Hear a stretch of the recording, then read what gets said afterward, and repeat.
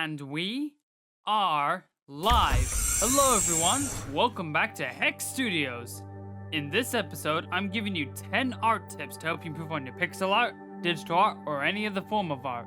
Now remember, I am no master of any of these techniques, and this isn't all you need to know to become a better artist. And because of that, I will make more videos like these, and will give you more tips for you to know and learn. As time continues, you will grow and become a better artist. Anyway, let's dive into it. Tip number 1. Have a clear mind of what you want to achieve. Before beginning any sort of creative project you have in mind or been assigned to do, you must have a clear view of what you want to show, what you want to achieve. Victory in your mind is the first step to success after all. If you don't have this vision or result in your mind first, then you will most likely rush it and complete it, but not to its best ability. So before doing anything, you must have a clear mind, a path, a passion for anything you create. You must enjoy the experience despite the challenges that you face. Tip 2. Try many art styles. Trying out many art styles is a perfect way to improve yourself. By doing this, you build a deeper understanding of how you bring your ideas to life with what art style you have chosen. Note that art styles can't only be developed by yourself, but can be inspired or built upon the works of previous artists before you. Trying out many art styles expands your creativity and ambition when tackling any sort of creative project. You try it out in many unique ways until that one style clicks with little to no issue. So always try to shake things up every time you make something new. Tip 3. Play with the color wheel. This is one of the most recent tips I've learned, to be honest. At first when you shade, you'll most likely go darker or lighter in any color. However, I've learned a more effective method. Whenever you decide to shade, always play with the color wheel. Take Silent Blossom and Spring Kingdom for example. Whenever the terrain or sky got closer to the horizon, the color didn't only get lighter, but also changed to a brighter one entirely, from forest green to a bright canary green, or rose pink to a light pale yellow. Small changes like this adds more atmosphere to the art you make. The same can be said with darker colors as well. The prime examples I can easily show are Tears of the Cosmic Oak with the purple land fading to a dark navy blue, or Obsidian Drift with the dark cyan grass fading to a nice midnight blue. You would look at it thinking it's from the same color grid, but it's actually not. So, in most cases, and I repeat, in most cases, you should use the color wheel every time you're shading. Tip 4. Detail in numerous ways. This tip does sound straightforward, but can be done in many ways. When shading or detailing between two colors, show the correlation between them than a flat or curved line. Whether that being lines, dots, shapes, anything. Take Obsidian Drift again. The shading between the grass is immaculate. This was because I used a pencil tool and I just added so many scratch lines between the two colors, and because of that, it looks incredible.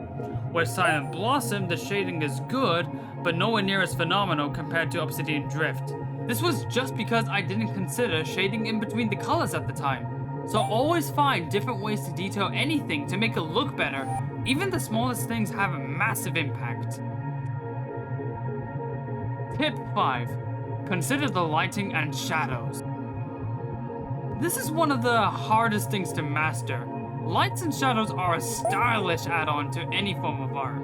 It adds more depth and it shows which direction the light is coming from. The best way to master this technique is honestly just practice. The more times you do it, the better you become at it. Eventually, you'll even consider smaller elements of shadows or lights. Like in Silent Blossom, there are parts of the land where there are small dots or leaves representing petals or particles passing by that aren't even on the scene. So small details like this make your art stand out even more. They make it more mesmerizing to look at. Tip 6. Experiment and fail. Just like with anything, you'll stumble across one of many problems to get around to. Some will be small ones that will take minutes to solve, while others will be time consuming, to the point where something has to change. Take Tears of the Cosmic Oak for example. Originally, it was actually supposed to be an autumn-themed art, but since I had continuous difficulties with the background, I ended up going back to the drawing board, leading up to the Space Galaxy theme.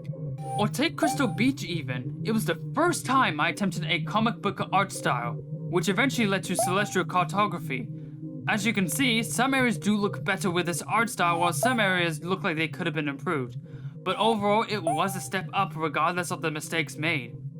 So don't just think that everything has to be perfect. Every mistake you make is a stepping stone to become a better artist than what you were before. Always remember that. Tip 7. Break time. Taking breaks seems to be a no-brainer, but it is a mandatory thing when creating long projects you have set for yourself. There is a difference between a break and procrastination though. Don't just leave it and forget about it or delay it till the last minute. Take a break when it's getting too hard or tiring for you. A perfect example to show this is Silent Blossom. This is what it originally looked like in its first draft. Shocker, I know, right? But after taking a break, I came back to it and gave it a whole new coat of paint. I was able to accomplish something at its fullest, then half completed. If I hadn't done that, then the passion to make that would have never came.